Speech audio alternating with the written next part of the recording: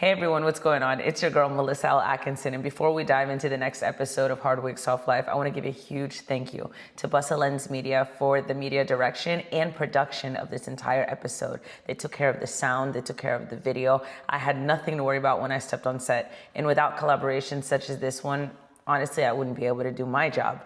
And so a huge thank you for the dedication and the care that was taken in the production of this episode. I know you guys are going to enjoy it. And thank you. Shout out to Busta Lens Media. Y'all take care.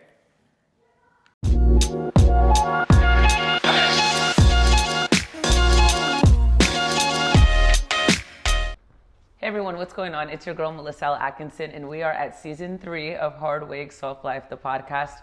I'm super excited because the guest that I have with me today is someone who wears many different hats, literally and figuratively, across a bunch of different industries. You've seen his work in media and culture and entertainment. And so we have Mr. June Archer here today. Thank you so much for joining me. Thank you for having. Did you see that? Did you hear that intro? Oh my, like you, girl, like you are ready to go.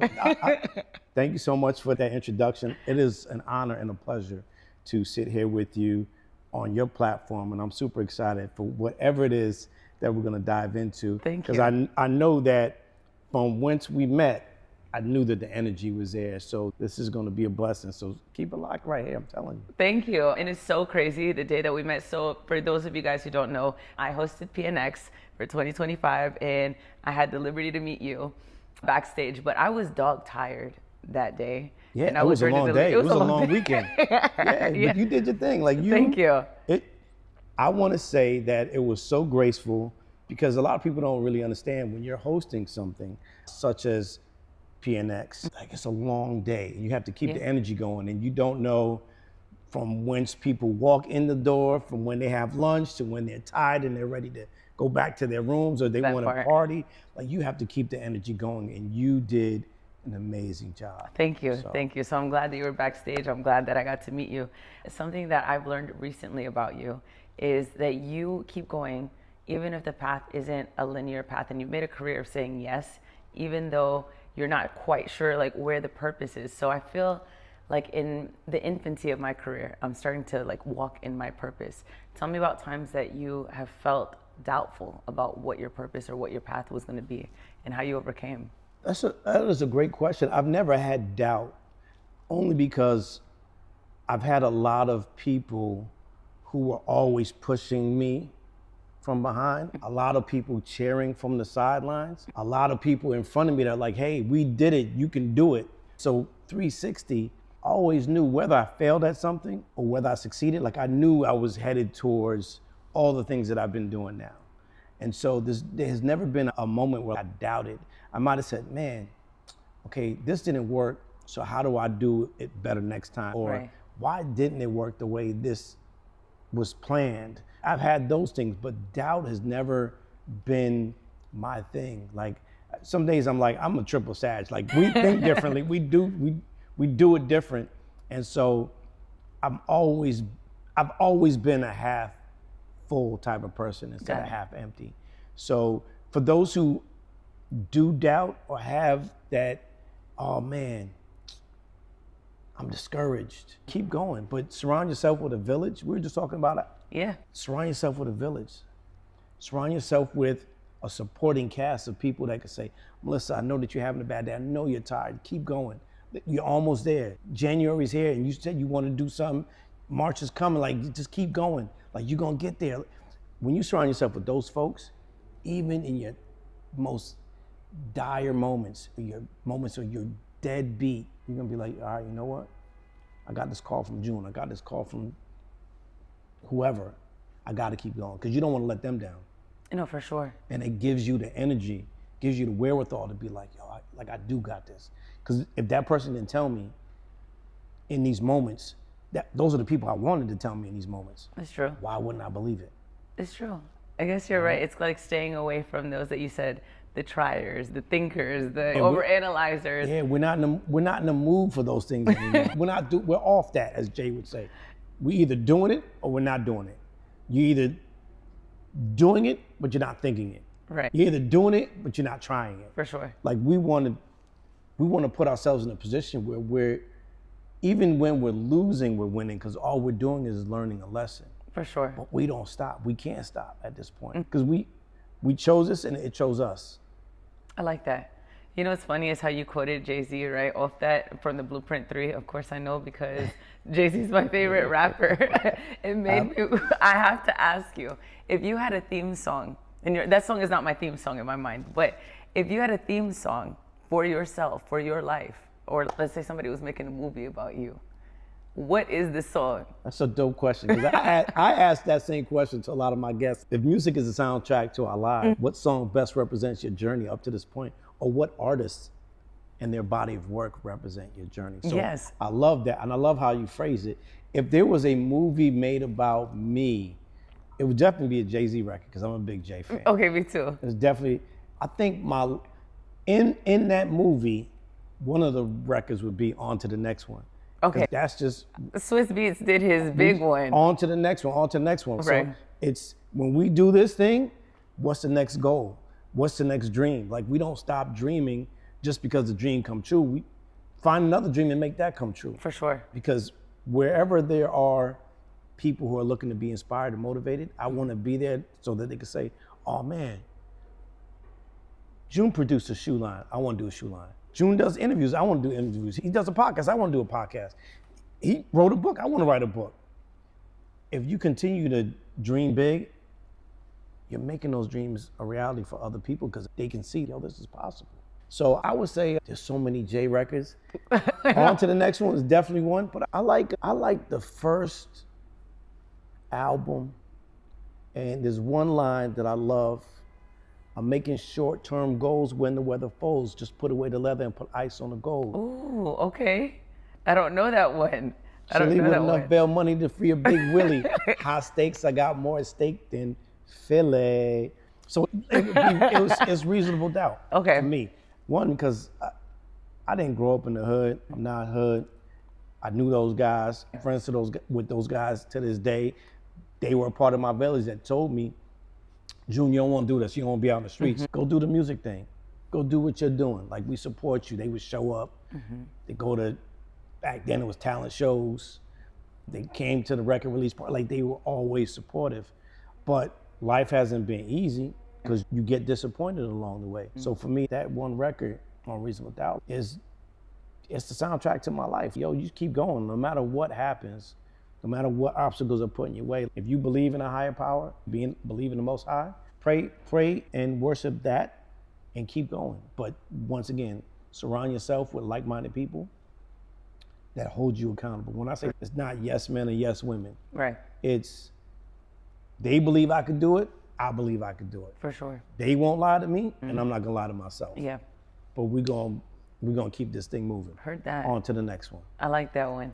I resonate fully with, I call it living hood adjacent. Like, Jason, I never necessarily lived in the hood, but we didn't have a lot. And I knew the people that were there, and they would always say, Melissa, don't skip class with us. Right. Don't do this, don't do that. You should be in class, you should be in school. And one thing that I really admire about your journey is, I changed my mind on the word that I should use now. At first, I was identifying you as a person who pivoted a lot, which I can resonate with. But as we're talking here, I'm like, no, this sounds like more of an evolution and less of pivoting. Like, Yeah. would you say that? Yeah. I like that.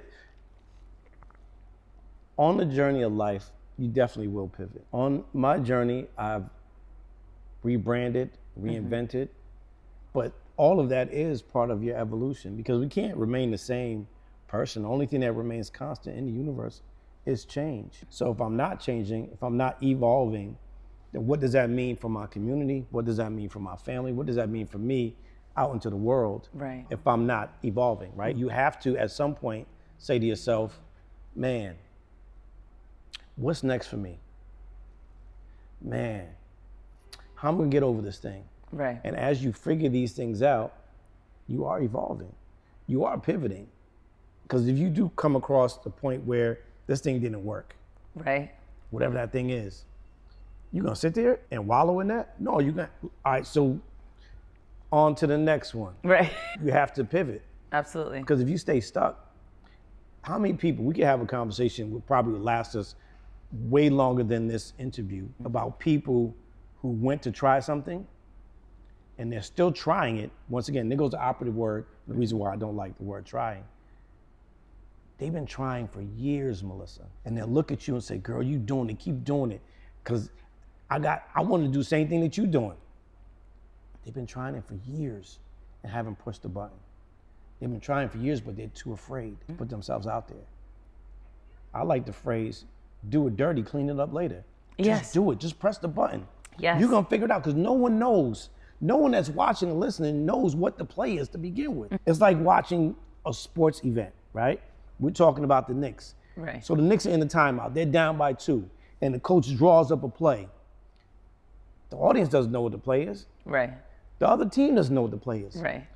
It may look good on paper, right? That's our business proposal. That's our game plan, right? But until you run the play, until you press the button on that business, on that product or that service, you won't know that it works. No, it's true. And they don't know what's coming, so they don't know what to expect. There's no high expectation. It's, oh my God, Melissa has a podcast. Right. But they don't know all of what it took to make it happen. But if it didn't work the way you see it, you can make the adjustments and nobody knows that. I agree with that. And when you make the adjustments, you make it, and it's a big deal to you, but the audience is like, if you ask them, so did you see what they have no idea. No clue. No clue. Right? So when you're continuing to try instead of pushing the button, life will pass you by, relationships will come and go, your opportunity may come and go. Yeah. You may lose the opportunity altogether.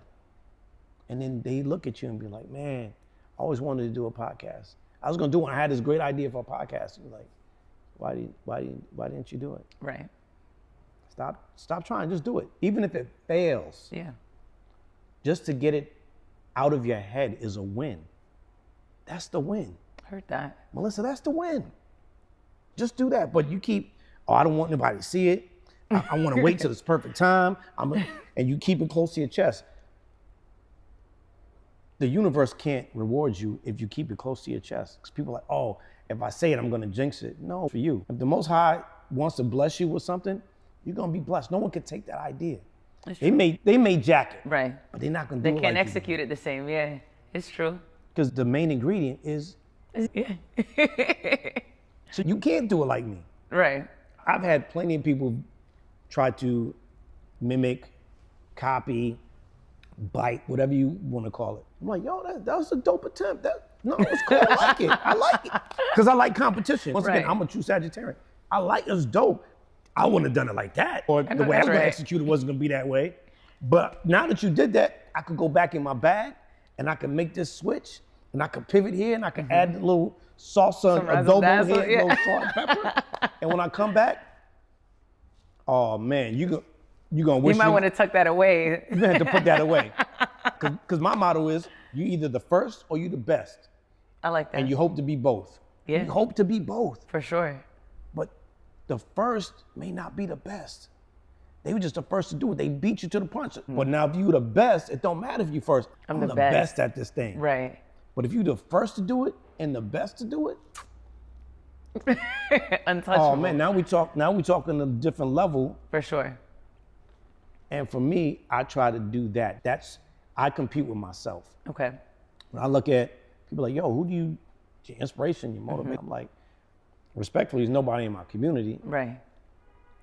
Because if that's it, we all gonna be doing the same thing. Exactly. I'm looking at Jay, I'm looking at Oprah, I'm looking at 50, because they are individuals who are doing multiple things and giving it 100,000%. Yeah. What would the world look like if we're like, Jay, stick to rapping? Why would you do movies? I think it's so weird when people try to limit you to one thing, right? So I consider myself now a multi-hyphenate. Now we have these words for it, Absolutely. right? Whereas maybe 10 years ago, I was like, oh, I sing, right? People knew me because I sang. Oh, Melissa can sing. Oh, but Melissa also can write. Oh, but Melissa can edit. And I remember people telling me, niche down. Pick one thing that you really like to do.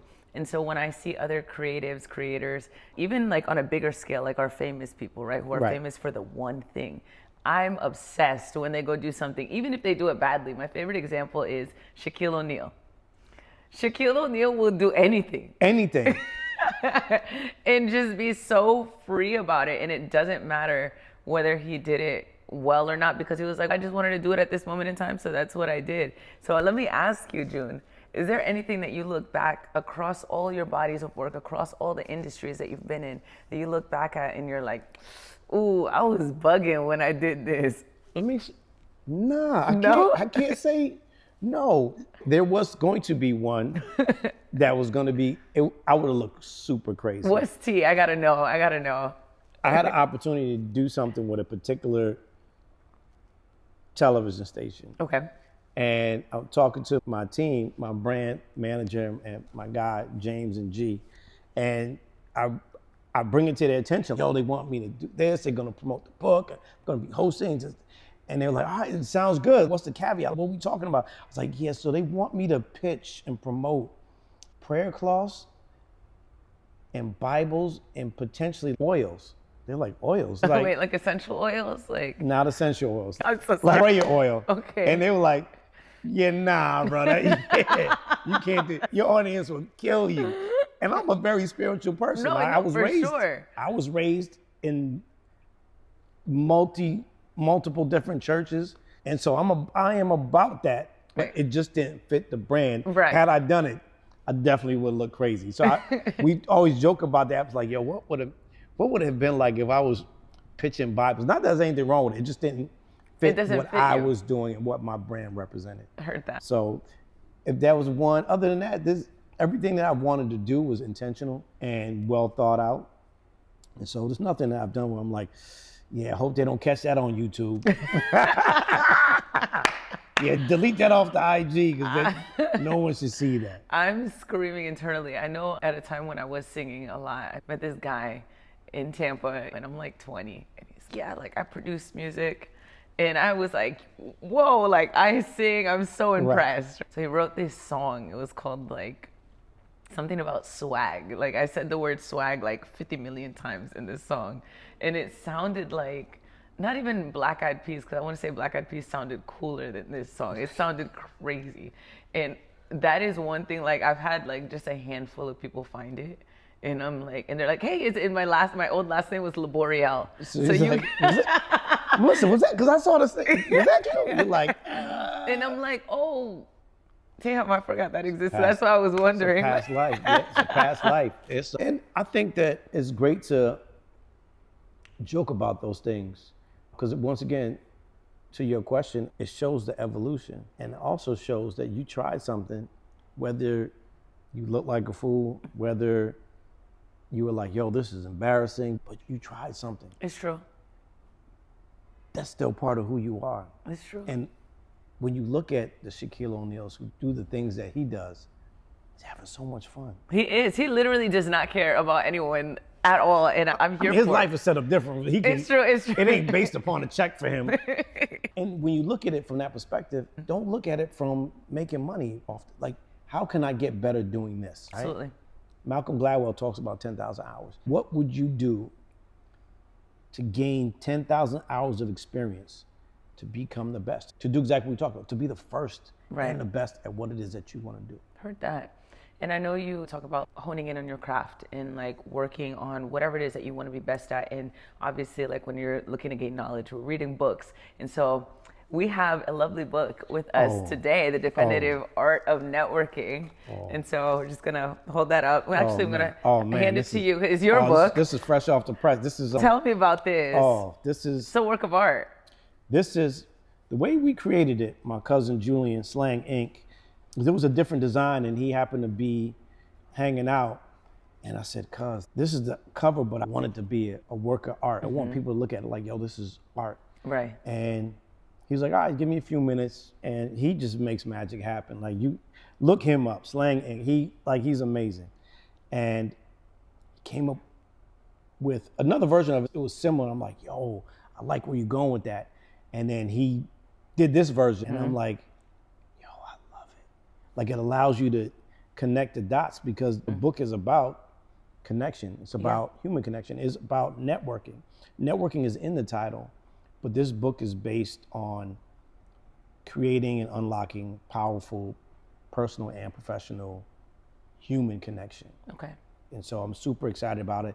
This book, literally, before even writing it, this started in 1989 when I worked at Cigna Insurance Company in the executive suite as a freshman in college, and learning from my parents how to live good with people and what that meant. What did that really mean? Like, learn to live good with people. My parents are West Indian, Jamaican, and for me it was watching them interact with their community, with their friends and with family, with strangers, and being in that environment. And then working in corporate America and looking at all of what's going on and how people interact and connect, to pursue a recording deal, and being in college at the same time, you're in a different environment and you are taking bits and pieces of things from different people as you are trying to find out who you are. Right. Human connection and talking to people and meeting new people. And so this book is 40 years in the making, where people have seen me as a recording artist, they've seen me as a music and television executive, they've seen me as an author, they've seen me as a lecturer, they've seen me as an entrepreneur, as a business person. This is all of the experience of who I am and all the connections that I've had to this point, and how you can actually, like, it is an art. Like, people, oh, I'm gonna go to this networking event, or I'm gonna go to this event because I'm a network. No, you just trying to get a phone number. Like, you just trying to get help, but you're not asking if someone needs help. You're not saying, hey, how can I help you and add value by connecting you with someone? Right. How are you doing today? Yeah. Is this your first time ever at this event? I've never been to this building. Is this your first time? Right. Oh man, I love you. I love how you put that together. Like, where'd you get those? It's human connection way before you ask anything. Right. Or you want anything. It's really being present and figuring out what we have in common. Yeah. And what we don't have in common. Because do I even want your help on something? Do I want to surround myself with you? It's true. Once you figure that piece out, the connections happen, but there's an art, there's a dance to it. Right. I was in the era where you collect business cards. Got plenty of them. Probably got thousands of business cards. I would say, I pat myself on the back. For the business cards that I've had, I probably still know 70% of those folks. Okay. And probably stay in contact with probably over 50 of those people that I've met over time. Because I'm into human connection. I'm not into networking. Right. So it's, hey, how's your family doing? How are your kids doing? Right. How are your parents doing? I know they're getting old. My parents are getting old. Like, how are they doing? How are you dealing with that? Human connection. Where once you get into business, right, should you choose to do business with said individuals that you're connecting with, now you're talking about a different level of connection. Right. I Not know you. I know you, so I want to see you win. Right. I want to do good business with you because you have to take care of your family. I know Right. your family because you've introduced me or you've told me about them. Right. I can't rob and steal from you. Heard that. I can't jerk you because there's another layer to you that I know. And if I do that, shame on me. Right. But once you have that connection, we're going to negotiate contracts if we even have a contract. Because if we're doing good business, Right. we may not have to do that. Heard. But once we take care of the business, we get back to having fun and taking care. I want to see you win. Because when you win, I feel good. Right. Not, And when you win, I win. We win. Right. And it's not even because you win, I don't make no money. Right. If I'm making money because you win, cool. But I want to put you in a position to win so I Right. can say, man, this is what it's all about. Now, whether I get money, that's one thing. Or whether you say, hey, I met somebody else, I want you to talk to June because June put me in this position. That's what you want. Money is not always the key piece. No, for sure. One day, I will write a book. One day I will write a book. We're strengthening my language, you all. There's power in words. And I told her I was going to hold her accountable. When we met, I told her I was going to hold her accountable. No, I love that this is based around networking, right? For a person like me, and I know you know a little bit of my background, but not fully, but networking has been my bread and butter, right? I don't have a college degree. I'm a felon. I'm the only person that I know that worked in HR, with a felony and no college degree. And the way that I got the job is my first job was at a McDonald's that was in a hospital. And I ended up working in the HR of that hospital. And I remember saying to my mom works at the hospital, but she's not friendly. So I was like, don't even tell people we're related. I have her whole You don't know face. me. What do you? Yeah. I was like, I'm not with her. I just look like her. And so she's not friendly. And I told her, Ma, I'm going to make friends. I'm going to work at the McDonald's. That is as far as I understood what networking was. I said, I'm going to make new friends. I'm going to work in the McDonald's and I'm just going to be friendly to everyone. And that's actually how I got my start in the hospital. A recruiter used to come in every morning and I was nice to everyone. I would say, hey, Mr. Wilson, I got your small coffee, 3 creamer, 3 sugars, because it made my life easier to memorize people's orders. And he said, hey, how old are you? You look like you're like 12. And I go, no, I'm 18, I'm in college. Because I was going to college. And he said, oh, have you tried applying at the hospital? And I go, you know, those people, they don't hire me. Not knowing he's the guy that hires people. I go, those people, they don't hire anyone. I've been applying every day for 6 months to be a housekeeper. And that was the first connection. And that's when I learned, oh, networking. So the fact that you've written this book is amazing. And I love it. I can't wait to read it. But my question here is, I noticed that people in generations after mine, because I'm a millennial, and I know I'm right behind you, do you think that they've lost the art of networking? Absolutely. Yeah. I'll tell you why it is a lost art. Is we've gotten to the point where we hide behind devices. And so you don't have to really build a human connection if I'm texting or emailing you. That's true. No one wants to get on the phone anymore and talk. Because everybody's like, oh, I'm overwhelmed, I get anxious. I'm overstimulated, I get anxious and now I have anxiety about it. You can't have anxiety when it comes to human connection. That means that person isn't for you, but it doesn't mean you can't find somebody.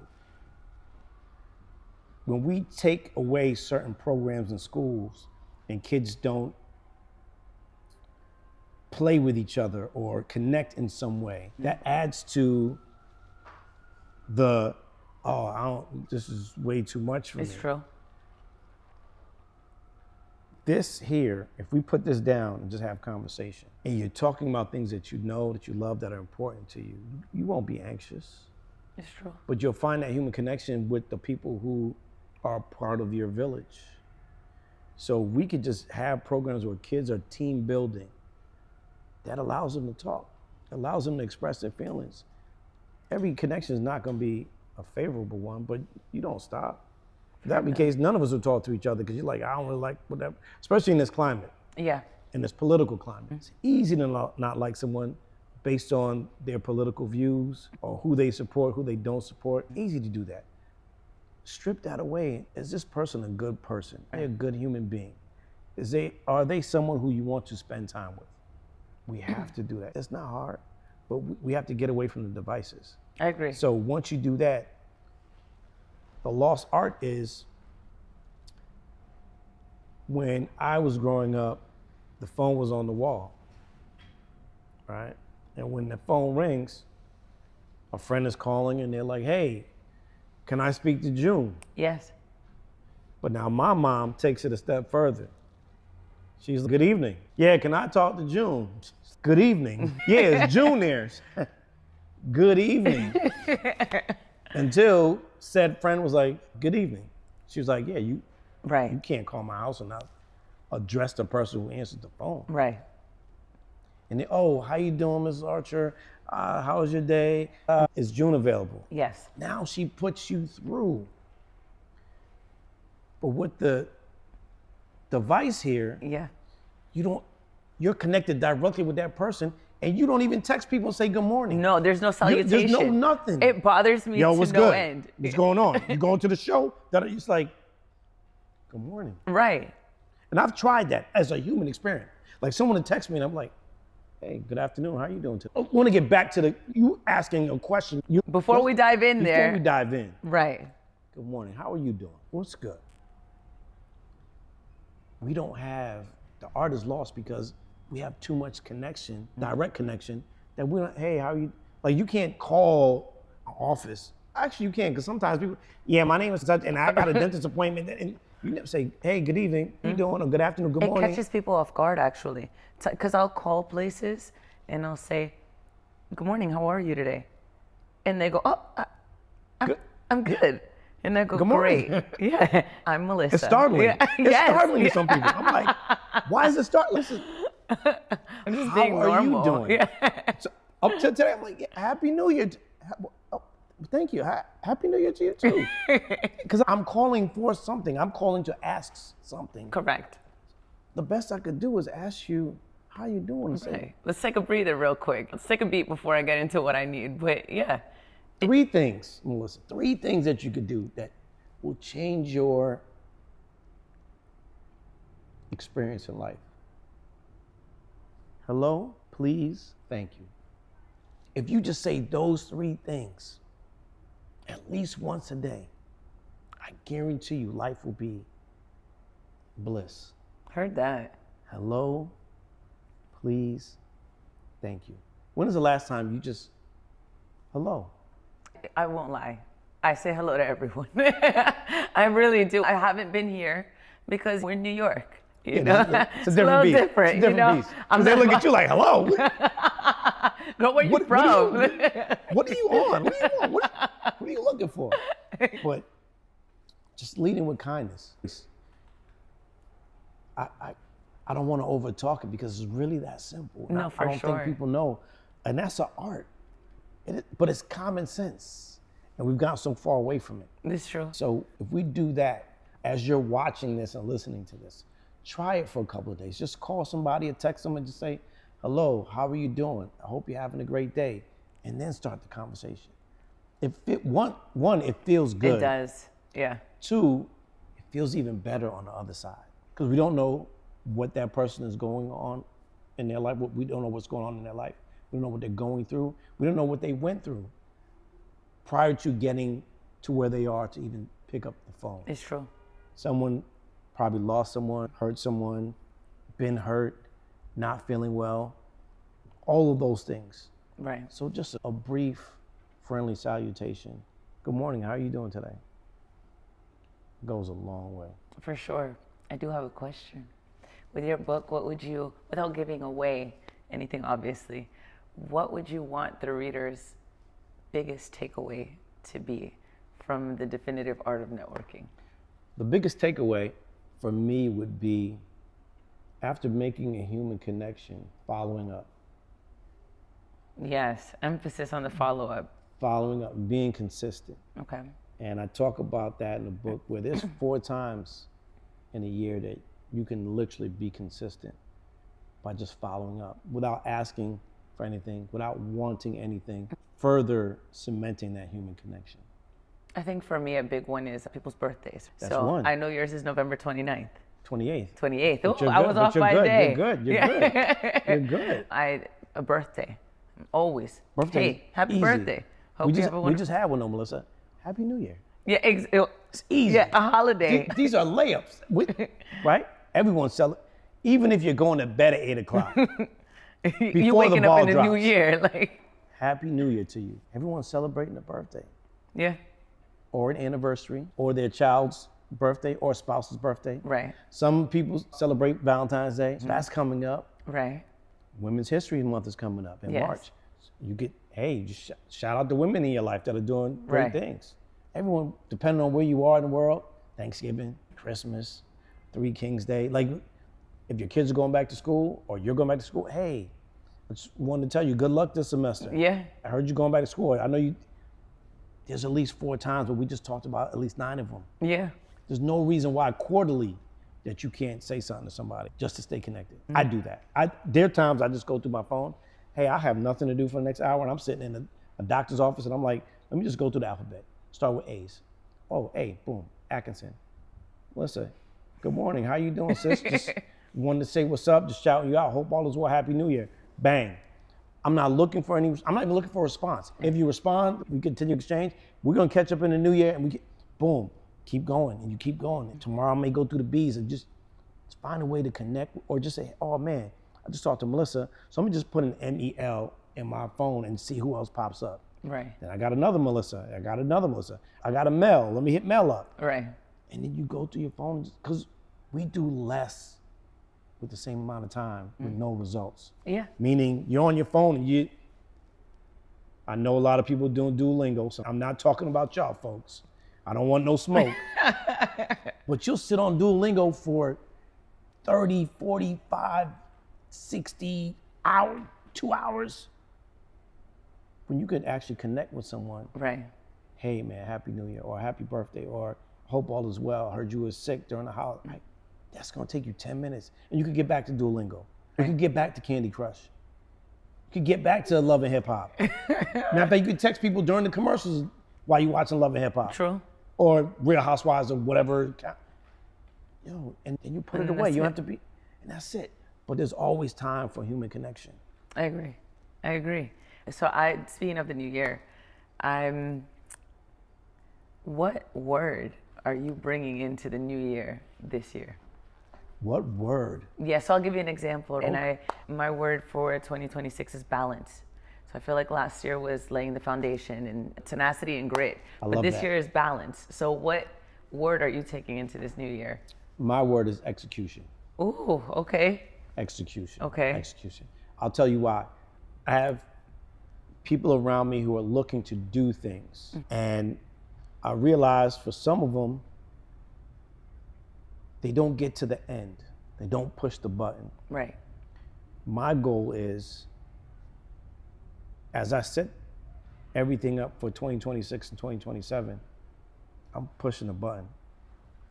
It's all about execution.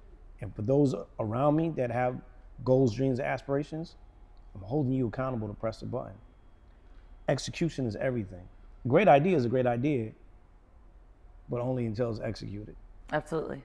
Right? So 2026 is all about execution. Execution. And putting your finger on that button and pressing it.